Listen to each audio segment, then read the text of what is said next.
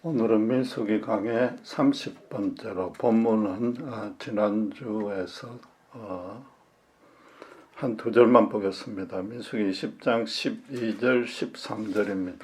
20장 12절 13절 저 봉독하겠습니다. 여호와께서 모세와 아론에게 이르시되 너희가 나를 믿지 아니하고 이스라엘 자손의 목전에서 나의 거룩함을 나타내지 아니한 고로 너희는 이 총회를 내가 그들에게 준 땅으로 인도하여 드리지 못하리라 하시니라. 이스라엘 자손이 여호와와 다투었으므로 이를 무리라 하니라. 여호와께서 그들 중에서 그 거룩함을 나타내셨더라. 하나님이 말로 명하여 반석에 물을 내라고 지시했으나 모세는 지팡이로 두 번이나 힘껏 내리쳤습니다. 하나님의 거룩함을 백성 앞에 드러내야 할 주의 종이 오히려 그 영광을 가려버렸기에 그의 평생의 꿈이었던 가나안의 입경이 취소되는 벌을 받았습니다. 그런 벌을 주신 하나님의 뜻은 충분히 이해가 됩니다. 그럼에도 그동안 자기 전부를 희생하며 당신께 충성했던 모세에게는 너무나 허무한 인생의 종말이라는 느낌을 여전히 지울 수 없습니다. 출애굽 이후에 끈질기게 계속된 백성들의 하나님을 향한 원망을 모세가 그 전부를 대신 다 받아주었고 이번에도 그런 백성들을 향해서만 화를 내지 않습니까? 그의 120년 동안의 파란만장했던 인생은 오직 하나님을 위해서 바쳐졌습니다. 그것도 사실은 하나님이 그가 출생하기 전부터 출애굽을 계획했고 그를 택해서 지금껏 당신께서 인도해 왔습니다. 그에게 일어나는 모든 일은 따지고 보면 하나님의 전적인 책임이라고 할 수 있는데 마지막에 안면몰수하고 내치워버린 것 같습니다. 표현에 어폐가 있지만 모든 영광은 하나님 당신만 차지하고 모세는 완전히 무시되었습니다.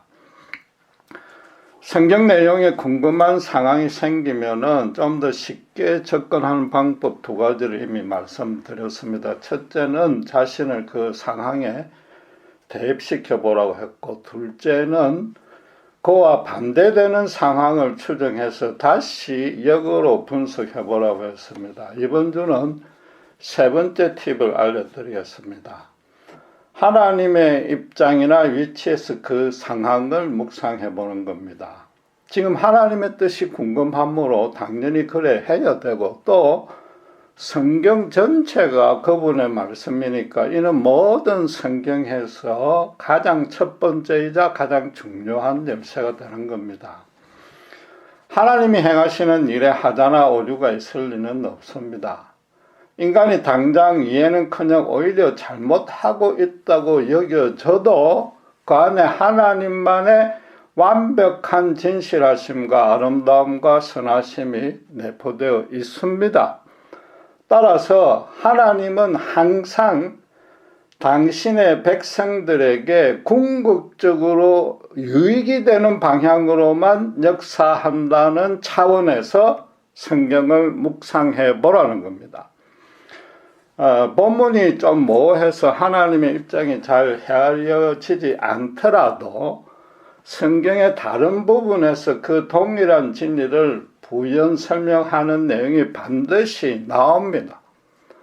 따라서 성경은 성경으로 해석하면 그분의 뜻을 유추해 낼 수 있다는 겁니다. 그러려면 또 성경을 여러 번 통독해야 되고 체계적으로 공부해서 그 내용을 숙지하고 있어야만 됩니다. 마침 지난주에 종교 관련해서 미국의 여론조사기관인 퓨 리서치가 8월 22일에 충격적인 사실 하나를 발표했습니다. 이건 미국의 현실이긴 하지만은 불신자나 불가지론자들이 심지어 기독교와 성경에 관한 기본 지식을 신자들보다 더 잘 알고 있다고 말합니다. 성경을 읽지 않기는 한국이 아마도 더 할 것입니다. 거기다가 죄송하지만 많은 목사님들이 설교에서조차 성경 본문과 관계없는 출시하고 형통하는 방안만 이야기합니다. 신자들도 주일에 정말 자기 전부를 바쳐서 신령과 진정으로 예배드리러 오는 게 아니라 교회에서 하는 종교 공연을 보러 오고는 실정입니다. 성경을 모르면 하나님과 예수님과 성령님을 모르고 또 그러면 믿음도 구원도 모르는 겁니다. 하나님이 당신의 백성에게 벌을 주는 첫째 목적은 당연히 회개를 촉구하는 것입니다. 그런데 본문의 모세에게는 그게 크게 해당되지 않습니다. 왜냐하면 모세는 이 경고를 받고 곧바로 1, 2년 안에 죽었습니다. 단순히 그들의 그 남은 기간에라도 더 정신 차려서 하나님의 영광을 가리지 말라는 그 목적뿐이었다면은 그가 받아야 될 벌에 비해서 그 목적이 너무 약한 겁니다. 반드시 더 중요한 목적이 있을 겁니다. 다시 말하지만 하나님의 모든 역사가 그러하듯이 그 벌도 모세 본인에게 오히려 복이 된다는 차원에서 그 성경을 접근해야 되는 겁니다. 그렇다고 하나님이 병주고 약주는 말하자면 고난을 먼저 주고 한참 후에 고생하고 믿음을 견디고 신자가 간절히 기도해야만, 그래서 기도의 양이 꽉 차야만 구원해 주는 분이 절대 아닙니다. 흔히 고난은 위장된 축복이라고 말하지만 그것도 완전한 설명이 되지 않습니다. 그럼 고난은 축복을 감추기 위한 용도뿐이기에 만약에 축복을 발견하는 순간 그 효능이 다해서 아무 의미가 없어집니다. 그러니까 결국 고난은 괴롭기는 마찬가지고 어서 빨리 고난을 끝내달라는 기도만 주로 하게 될 뿐입니다. 그게 아니고 하나님이 신자에게 허용하거나 역사하는 일들이 인간의 눈에 분명히 형벌입니다. 그렇게 보이지만은 심지어 하나님이 그런 뜻을 말씀을 통해 밝혔지만 축복이 그 안에 함께 있다는 겁니다. 반대로 축복처럼 분명히 보이는데 오히려 그게 형벌일 수도 있다는 겁니다. 본문에 모세가 받은 형벌은 분명히 그가 잘못한 것에 대한 견책이면서 동시에 축복이었습니다. 오늘 본문 안에는 그런 설명이 없지만 성경의 다른 부분이 그런 뜻을 증명하고 있다는 겁니다. 신명기 34장 6절을 한번 찾아보시기 바랍니다. 신명기 34장 6절, 신명기 맨 마지막이니까 모세오경의 결론이라고까지 말할 수 있습니다. 신명기 34장 6절은 이렇게 말합니다. 벳볼 맞은편 모압 땅에 있는 골짜기에 장사되었고 오늘까지 그 묘를 아는 자가 없느니라. 모세는 예수님처럼 무덤이 없습니다. 주님은 부활 성천하셨기에 무덤이 텅 비었지만 인간 모세는 시신을 땅에 묻었으나 지금 어디에 묻혔는지 알 수 없는 겁니다. 그렇게 된 가능성은 세 가지일 겁니다. 먼저 모세 스스로 자신을 낮추는 의미에서 그렇게 해달라고 유언했을 수 있습니다. 둘째는 진시황에 의해서 보듯이 고대 왕들은 도구를 걱정해서 무덤의 위치와 그 묘실 자체를 위장할 수 있습니다. 지금 그를 원수로 여길 애굽 사람들이 시신을 훼손할 가능성을 차단하려는 목적도 있을 수 있는 겁니다. 셋째는 가나안 진군 직전이라 강양이 골짜기에 급히 묻었고 약 3,500년의 세월이 흐른 동안에 마모 훼손돼서 흔적이 없어진 겁니다. 실제로 신명기 기록할 시점에 이미 흔적이 없어진 겁니다. 그 자세한 사정은 성경에 기록이 없어서 아무도 모릅니다. 그러나 어떤 경우가 되었든 하나님이 역사하여 그렇게 되었다는 사실을 알 수 있는 힌트가 바로 그 앞뒤 구절에 나옵니다. 그 앞에 5절은 여호와의 종 모세가 여호와의 말씀대로 모압 땅에서 죽으라고 했습니다. 여호와 오늘 본문 12절에 예언한 그대로 당신께서 실현시킨 겁니다. 그리고 이어지는 7절에 보면은 모세의 죽을 때 나이 120세나 그 눈이 흐리지 않고 기력이 시하지 아니하였더라고 말합니다. 이건 갑자기 심장마비로 죽었다는 뜻이고 하나님이 순간적으로 그렇게 데려간 겁니다. 그럼 요컨대 하나님이 모세를 그 장소, 그 시간에 죽도록 직접 간섭하셨다는 뜻입니다. 그렇다면 그의 죽음을 30일이나 예고했음에도 유대인들 아무도 무덤의 위치를 모르게 된 것도 하나님의 뜻이자 그 간섭하신 역사였다고 이해해야 되는 겁니다. 그럼 하나님이 그의 무덤을 모르게 한 뜻이 무엇이겠습니까? 간단합니다. 오늘 본문에서 그 의미를 찾아야 됩니다. 모세에게 이스라엘 백성들과 동일한 죽음을 맞게 해주었다는 겁니다. 그리고 끝까지 그 백성들과 함께 있게 해준 겁니다.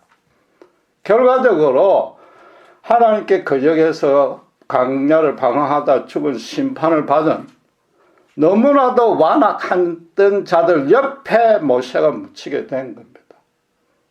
양떼를 맡은 종의 생애는 그래야만 한다는 점을 하나님이 보여준 겁니다.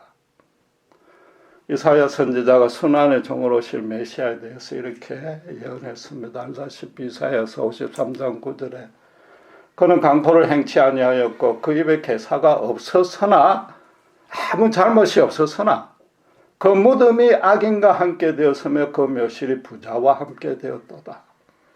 예수님은 십자가 좌우에 사형수 강도들과 함께 죽으면서 아무 죄 없으신 분이 죄인의 자리에까지 자신을 낮추시고 그 죄값을 다 감당하셨습니다. 또 그 시신이 부자 아리마다 요셉의 마실에 안치되었으나 부활성천에서 무덤은 비어졌고 지금 어디에 있는지 아무도 모릅니다.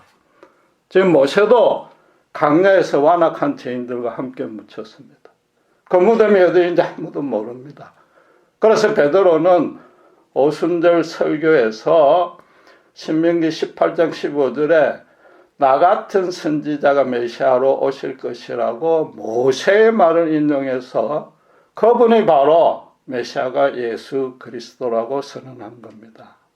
모세는 자기도 모르게 성령의 감동으로 자기 입으로 메시아에 대한 예언을 했지만 그 당시로서는 그 의미를 몰랐습니다. 거기다가 실제로 약 1500년 뒤에 오신 그 메시아를 자기가 가장 잘 예표하는 선지가 될 줄은 꿈에도 상상 못했습니다. 모세가 주님과 가장 닮았고 그 이후에 그와 같은 선지자가 일어나지 못했는데 신명기 34장 10절은 여호와께서 대면하여 직접 대하한 유일한 자였기 때문이라고 말합니다. 예수님도 요한복음 12장 49절 50절에 보면 모든 것을 자기 뜻대로 말하지 않고 아버지께서 이룰 것을 친히 주셨기 때문에 그대로만 말한다고 선언했습니다. 모세는 지금 하나님의 종으로서 그분의 거룩함을 완전히 가려버리는 결정적인 잘못을 그것도 사역 마지막 순간에 저질렀습니다. 그래서 하나님도 가혹하리만큼 엄정한 벌을 내렸습니다. 그러나 결과적으로는 그를 성자 하나님과 방불한 자리까지 하나님이 올려주었습니다. 당신의 거룩함을 깎아내리는 종을 하나님은 오히려 인간으로서 최고로 거룩한 자리에 오르게 해준 겁니다. 그게 동시에 일어난 겁니다. 하나님의 은혜로운 역사가 이게 얼마나 풍성하고 오묘하며 완벽합니까? 지난주에 말씀드린 대로 모세의 무덤 자체가 우상이 되고 그도 자칫 신으로 추앙받는 소지를 미리 막아주신 은혜 위에 또 이런 큰 은혜를 당한 겁니다. 이처럼 하나님이 기뻐하시고 사랑하는 신자의 경우에는 인간의 관점으로는 분명히 고달픈 징계로 여겨지지만은 그분의 입장에서는 사랑이 넘치는 구원인 경우가 대부분입니다. 동일한 맥락에서 성경에 특이한 사항이 하나 있습니다. 성경에 기록된 하나님의 종들의 무덤이 하나도 남아있지 않습니다. 이게 인간이 상상해낸 가공의 인물이 아니라 엄연히 우리와 동일한 성정과 육체를 지녔습니다. 짧은 인생을 살았고 이 땅에서 실존할당하다가 시신을 남기고 죽었는데도 한결같이 무덤이 없습니다. 잘 알다시피 히브리서 11장은 믿음의 이인들의 명예의 전당이라 말할 수 있습니다. 그 중에 무덤이 남아있는 사람은 단 한 명도 없습니다. 현대 고고학적 발굴로 일부 이스라엘의 왕들, 특별히 다윗 왕의 무덤이라고 예루살렘에 가면 있는데 그건 관광을 증빙할 목적이지 그 신빙성은 없습니다. 그 사람들이 당시에 통용되는 장례를 안 거치고 그냥 버렸을 리는 없는 겁니다. 본문의 모세도 31장, 요즘으로 치면 국장 같은 장엄한 장례식을 거쳤는데도 그럼 어떤 특정 무덤에 분명히 묻혔습니다. 그런데 결과적으로 무덤 하나도 남지 않게 하신 하나님의 뜻은 과연 무엇입니까? 이 또한 너무 거창하게 여길 것 없이 아주 간단합니다. 인간은 오직 두 부류로만 나뉜다는 겁니다. 이 땅의 무덤을 거창하게 남기길 좋아하는 사람과 그것이 아무 의미가 없다고 깨달은 사람, 그 두 사람입니다. 전자는 이 땅의 삶이 전부고 사람들 사이에 자기 업적과 이름을 대대로 기억해 주기를 바라는 자입니다. 후자는 이 땅의 삶이 절대로 전부가 아니고 사람들 사이에 자기 업적과 이름이 기억되기보다는 하나님이 기억해 주시기를, 하늘의 생명책에 자기 이름이 올라가는 것을 더 소원하고 더 좋아하는 자입니다. 오직 이 땅에서 잘 사는 일에만 아둥바둥 매달린 자와 오히려 죽음을 잘 준비해서 그 이유를 미리 대비하고 있는 자의 차이인 겁니다. 솔로몬의 전도서에서 말한 대로 표현하면 이렇게 됩니다. 전자는 해 아래서 하나님을 거역하거나 그분이 없다고 믿는 바탕에서 스스로 행한 그 어떤 업적도 모든 수고가 헛되었던 자입니다. 심지어 자신도 그 헛됨을 느끼기에 어떤 의미를 찾으려고 발버둥 쳐봤지만 끝까지 그 헛됨을 극복하지 못합니다. 그래서 마지막에 무덤 장식이라도 장엄하게 꾸미려고 발부둥 치는 자들입니다. 후자는 하나님이 없이는 해 아래 사는 모든 것이 헛되다는 것을 절감했기에 언제 어디서 누구와 무슨 일을 하든 그분께 기도하며 인도를 구하며 살아가는 자들입니다.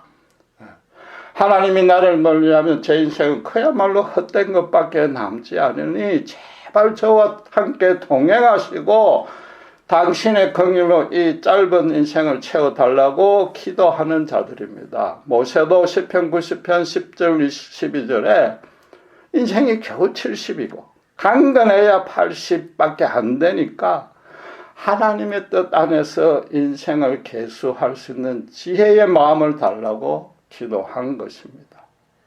이런 후자의 사람에게 그보다 더 중요하게 여기는 사항이 하나 더 있습니다.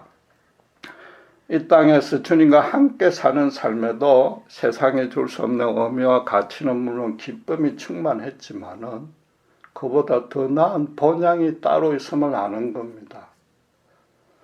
언제 어디에서 어떤 모습으로 죽음을 맞이하든 그것이 끝이 아님을 잘 아는 겁니다. 그러니 당연히 무덤을 꾸미는 것이 아무런 관심이 없습니다. 그냥 단순히 후손들이 찾아올 수 있는 표지성만 있으면 되는 겁니다. 그래서 히브리서 기자는 믿음의 선진들의 무덤이 없는 까닭을 11장 15절에 저희가 이제는 더 나은 본향을 사모하니 곧 하늘에 있는 것이라, 영원한 무덤이 하늘에 있다고 설명합니다. 그들 모두는 이 땅에서의 삶은 이국인과 나그네로 사는 것일 뿐이라는 걸 절감했고 더 나은 본향으로 올라갈 것을 기대했기에 이 땅에 구태여 거창한 무덤을 남기지 않았다는 겁니다. 신자가 되었다는 의미도 바로 그겁니다. 이 땅에서 자기 무덤을 거창하게 꾸미려 했던 자가 전혀 신경 쓰지 않게 된 겁니다. 풀어서 설명하면은 도무지 이해가 안 될 정도로 사고나 장애나 질병 가운데 억울하게 죽도록, 그것도 신자가 죽도록 하나님이 방치하는 것 같아도 사실은 더 나은 본향으로 이끈 것이라 그게 이제 아무 문제 삼을 것이 없게 된 겁니다. 인간적 육신적 이별의 아픔과 슬픔은 비록 크지만은 그래도 이 땅의 삶은 그 더 나은 본향으로 가는 준비 과정이요. 그것도 아주 짧고 제한된 차원이라는 점을 분명히 인식하고 살고 있는 자가 신자인 겁니다. 지난주에 하나님이 모세에게 벌을 내린 이유를 당신의 거룩함을 가졌기 때문이라고 말씀드렸는데 사실은 순서가 뒤바뀐 겁니다. 본문 11절에 더 근본적인 이유로 너희가 나를 믿지 아니하고 라고 하나님이 밝혔습니다. 믿지 아니하니까 거룩함을 나타내지 않은 것이지 거룩함을 나타내지 않았다고 믿지 아니한 것이 아닌 겁니다. 그렇게 말씀하신 1차적인 이유는 물론 하나님 명령대로 말만 해도 반석에서 물을 내줄 텐데 그 말을 믿지 못하고 막대기로 2번이나 쳤기 때문입니다. 그렇다고 모세가 하나님이 물을 낼 능력이 없으니까 자기 스스로 반석을 힘껏 쳐서 물을 내도록 해야지 마음먹은 건 아닌 겁니다. 자기가 물을 내리라고 상상도 못할 일입니다. 백성들이 당장 궁핍해지자 당장 원망해대니까 모세도 당장 짜증난 것뿐이고 오히려 하나님을 믿으니까 반석을 힘껏 내리친 겁니다. 그럼 내 말대로 하지 않고 왜 네 마음대로 하느냐고 꾸짖으면 될 텐데 구태여 당신을 믿지 않는다고 하는 것은 좀 심한 말씀이 아니냐 이거죠. 우리도 때로 하나님이 급심한 고통이나 이해되지 않는 억울한 일에 차도록 할 때 자기도 모르게 그분에 대한 의심과 원망이 나오지만은 우리가 그분을 믿지 않는 건 절대 아니란 말입니다. 그럼 본문처럼 하나님이 우리더러도 당신을 믿지 않는다고 야단치고 평생의 꿈마저 깨트리는 벌을 줄 수 있는가? 이에 대한 해답도 히브리서가 제시하고 있습니다. 히브리서 11장 13절 보시면은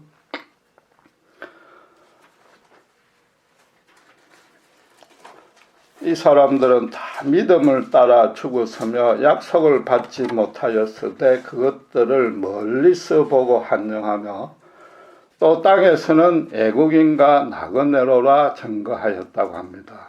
이게 모세가 느보산에서 약속의 땅을 바로 보고 죽은 것과 문자적으로도 정확히 일치합니다. 믿음을 따라 죽었지만 약속을 멀리서 봤다고 말합니다. 모세를 비롯한 그들은 구약 인물들은 예수님의 십자가 구원은 알지 못했으나 이 땅에서 나그네임을 증거했기에 하늘의 생명책에 이름을 올릴 수 있었다는 겁니다. 그럼 결국 이 히브리서 기자 성경이 말하는 믿음으로 죽는 것, 믿음으로 죽으니까 어떻게 돼? 구원을 얻는 거 아닙니까? 그 구원을 얻는 믿음이 뭐냐? 더 나은 본향을 사모하기에 이 땅에서 나그네로 사는 것이 그 믿음이란 말입니다. 그럼 이제 본문에서 모세들은 믿음이 없다고 하신 하나님의 뜻이 밝혀졌습니다. 그가 반석을 지팡이로 2번 친 이유가 순간적으로 더 나은 본향이 있다는 사실을 망각했다는 겁니다. 천국에 입성할 자답게 행동하지 아니한 겁니다. 이 땅이 전부가 아님을 확신하고 하나님 안에서 잘 죽을 준비가 되어 있는 자라면 그것도 이스라엘 백성을 이끄는 영적 지도자라면 해서는 안 되는 행동을 했기에 당신을 믿지 아니한다고 말한 겁니다.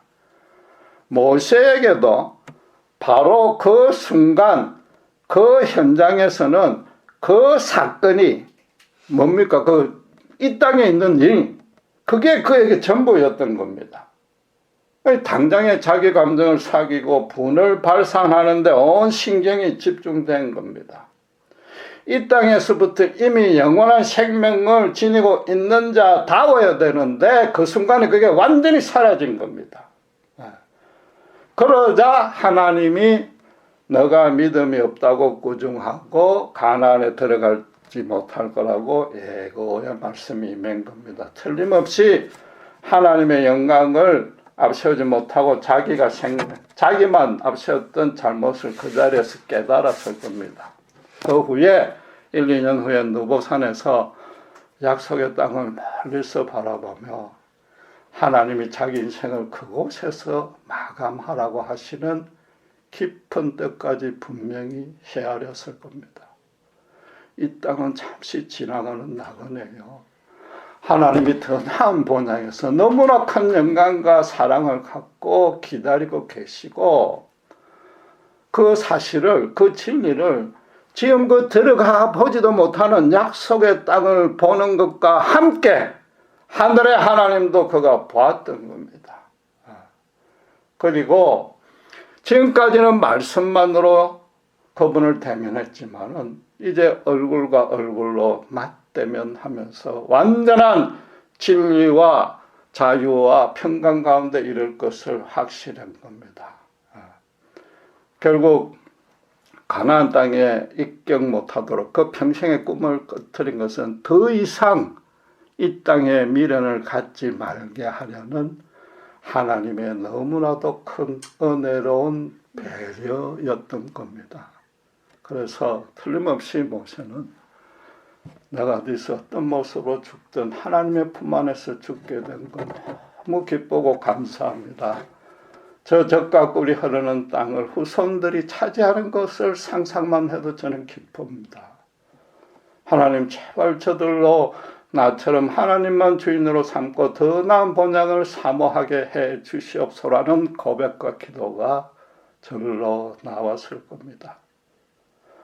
죽음을 앞두고 하나님 안에서 온전히 겸손해지고 순전해진 겁니다. 어쩌면은 모세 본인이 자기 무덤에 아무 장식이나 표식을 하지 말라고 유언했을지도 모르는 겁니다.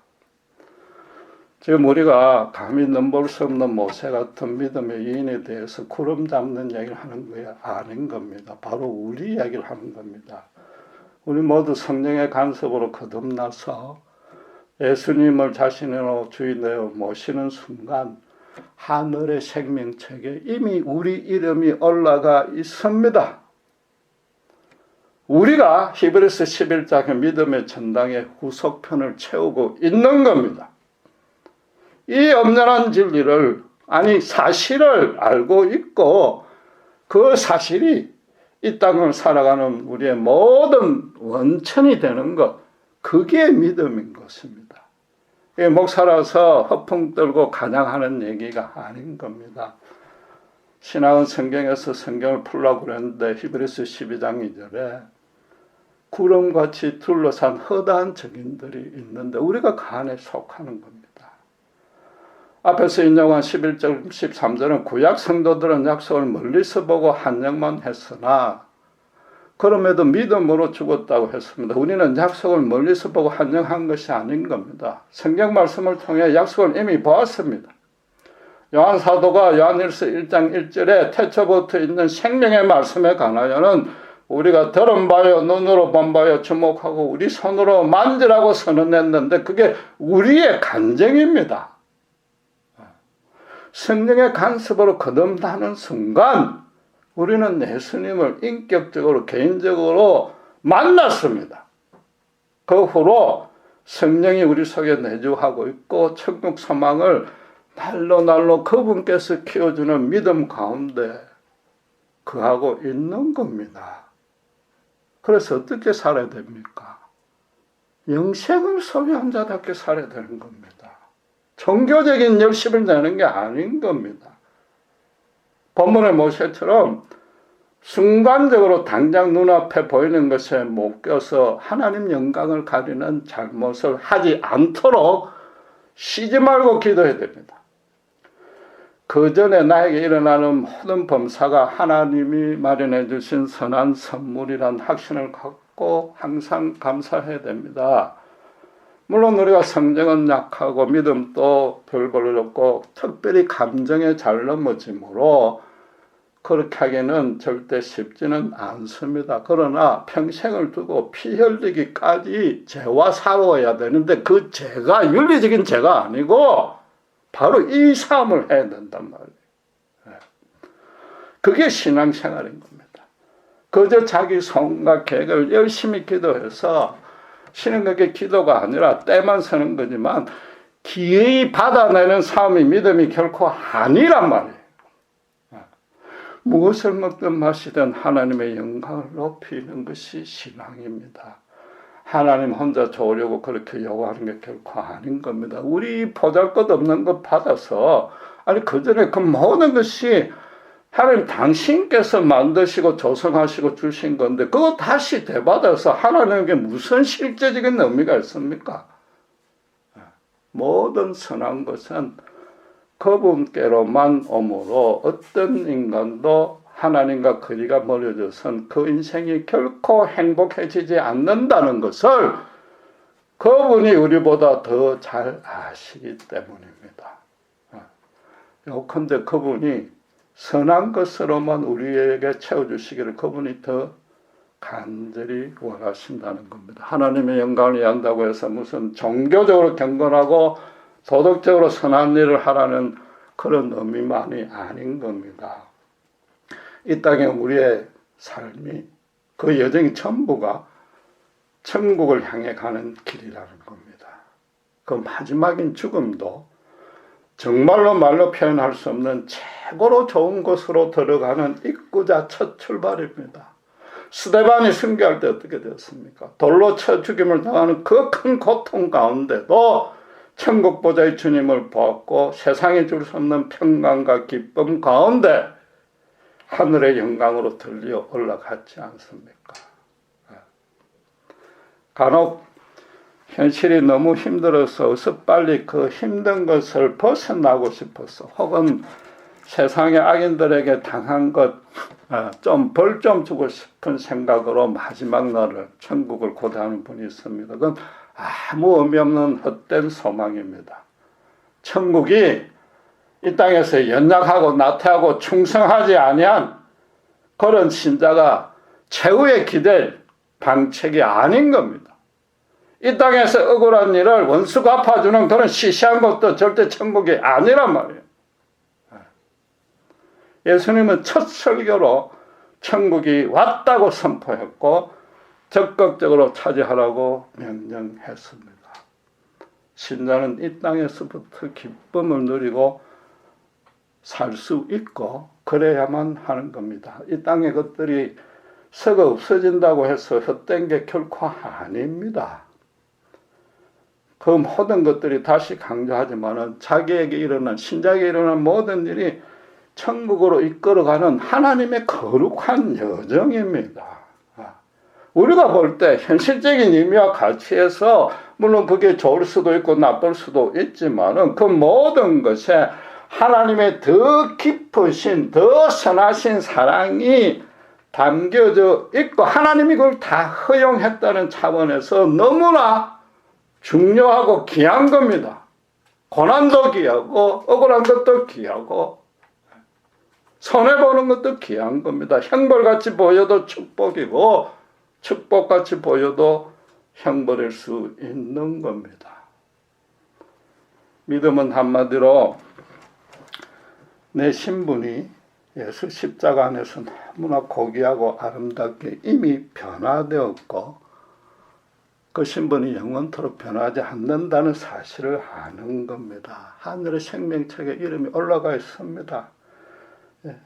지금 힘들고 고달프고 짜증나는 사건이 그 신분을 절대 흔들 수 없습니다. 그래서 오히려 감사하고 기뻐할 수 있는 게 믿음입니다. 최소한도 불안, 분노, 염려는 잠재울 수 있어야 되는 겁니다.